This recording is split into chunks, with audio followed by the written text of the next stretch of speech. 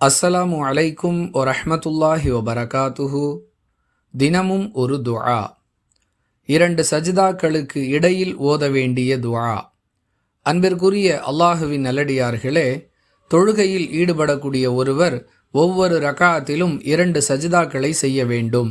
அந்த 2 சஜிதாக்களுக்கு இடையில் ஓதுவதற்காக ரசூலுல்லாஹி ஸல்லல்லாஹு அலைஹி வஸல்லம் அவர்கள் கற்றுக் கொடுத்த 2 பிரார்த்தனைகளுள் ஏதேனும் ஒன்றை ஓதிக்கொள்ளலாம்.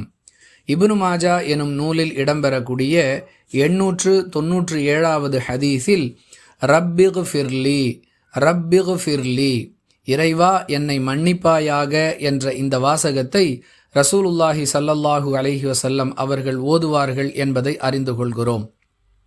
இது தவிர இப்னு மாஜா எனும் நூலில் இடம்பெறக்கூடிய 898வது ஹதீஸில் ரப்பிக்ஃபிர்லி வரஹம்னி வஜ்புர்னி வர்சுக்னி வர்ஃபஅனி, மீண்டும் ஒரு முறை சொல்லுகிறேன், ரப்பிக்ஃபிர்லி வரஹம்னி வஜ்புர்னி வர்சுக்னி வர்ஃபஅனி, இறைவா என்னை மன்னிப்பாயாக, எனக்கு அருள் புரிவாயாக, என்னுடைய குறைகளை நிவர்த்தி செய்வாயாக, எனக்கு உணவளிப்பாயாக, என்னை உயர்த்துவாயாக என்பது இதன் பொருள்.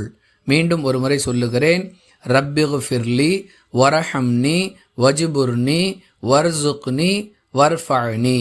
இந்த துஆவை மனப்பாடம் செய்து 2 சஜிதாக்களுக்கு இடையில் ஓதிக்கொள்ளக்கூடிய வழக்கத்தை ஏற்படுத்துவோம்.